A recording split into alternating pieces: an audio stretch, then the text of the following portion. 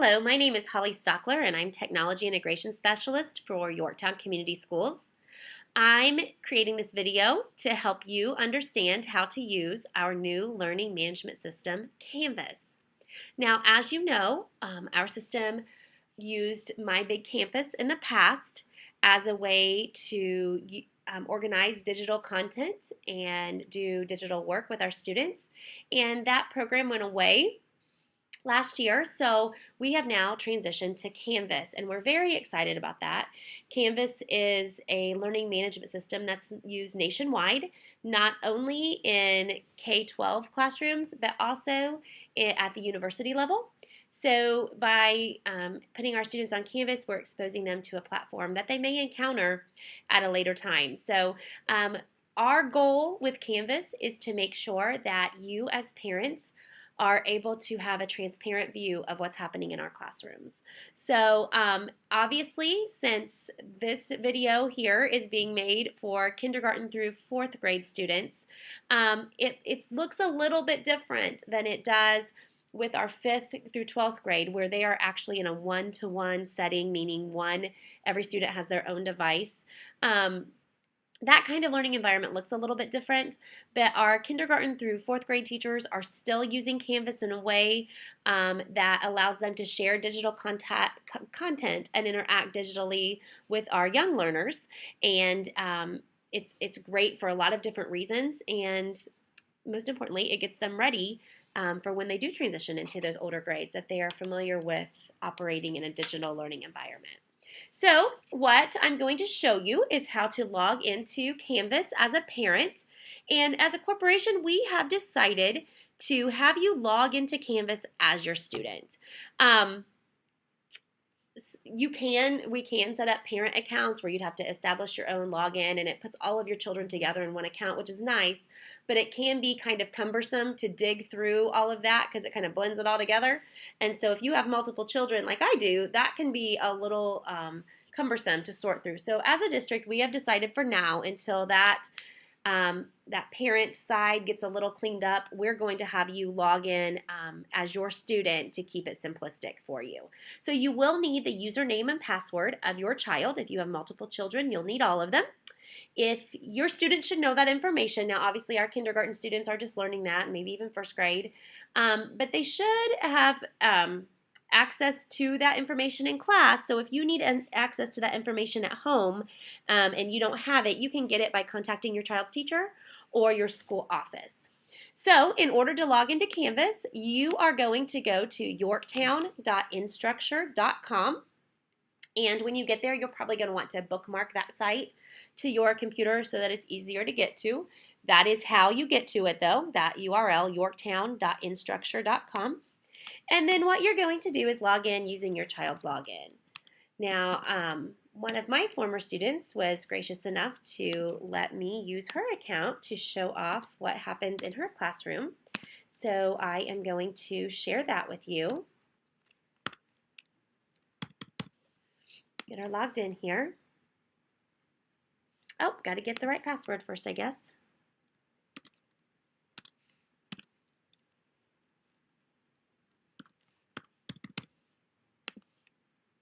There we go. All right, so you can see when you log in, your child's name's going to pop up right here. This is my friend Lauren's account. And if they have assignments coming up or looming, you're going to see it right here in the coming up area.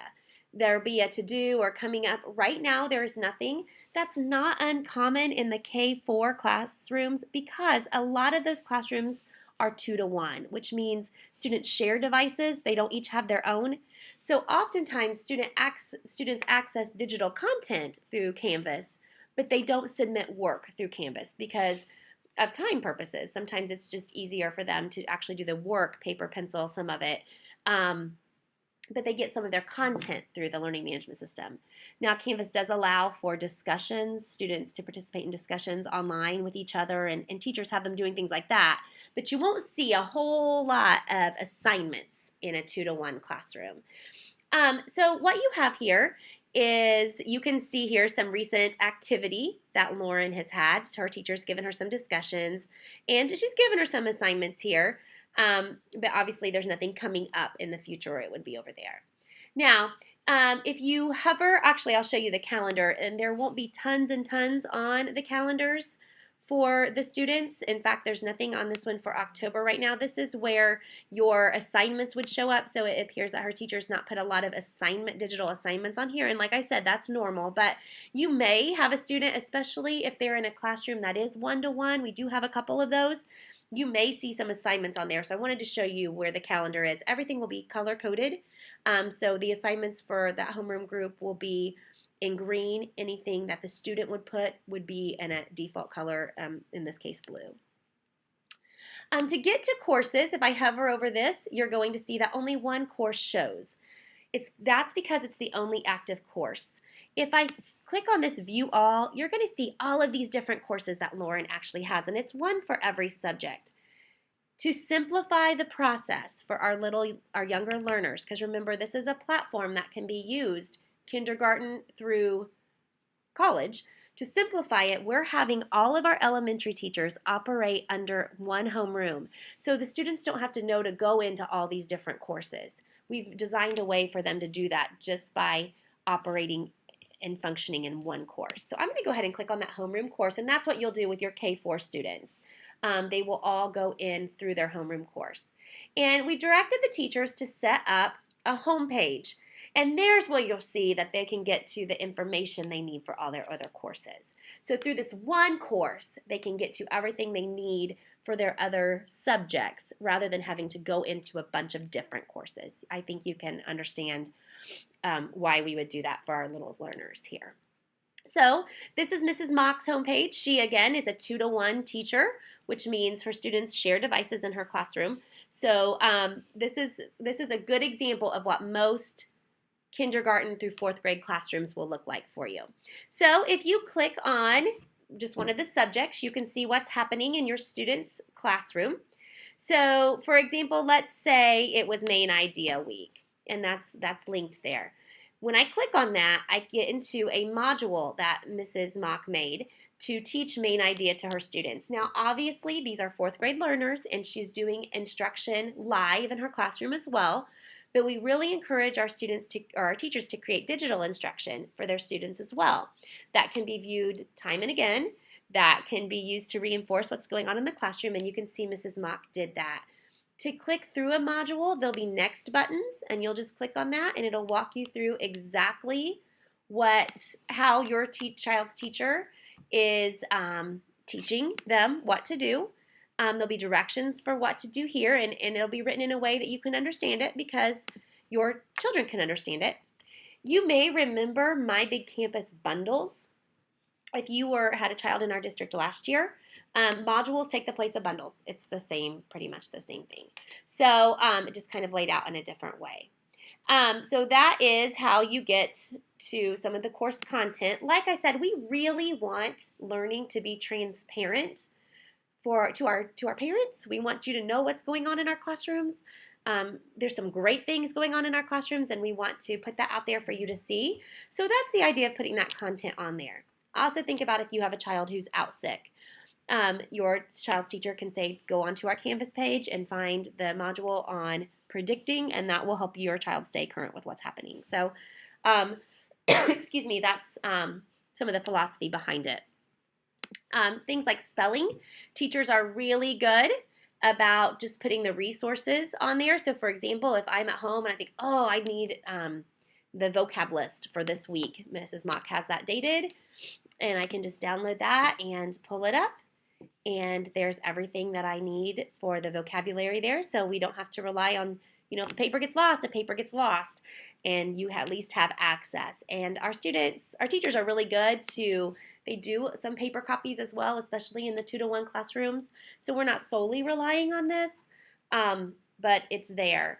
And you can just get on anytime and kind of see what's happening. Here's some things that Mrs. Mock is doing in math to keep current with that. There's some songs that she teaches the kids in class, so you can click on the skip counting songs and hear her, and it kind of just gives you an idea of how she's instructing your student in the classroom.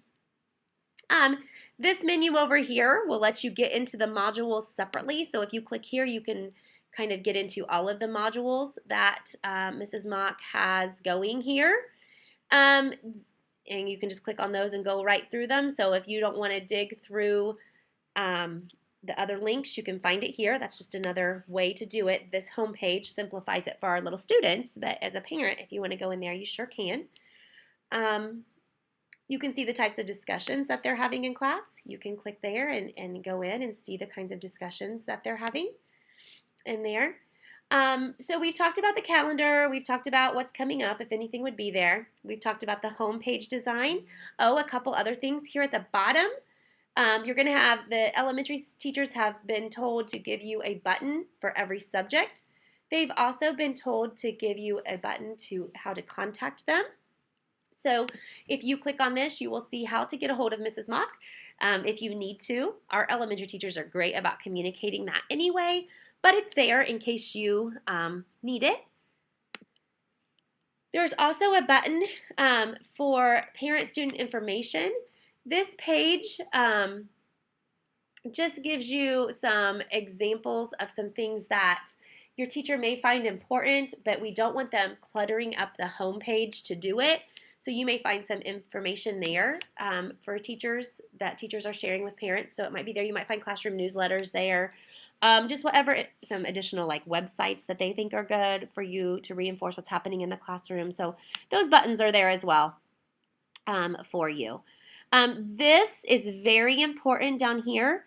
Grades in Canvas do not reflect what's actually accurate in the course.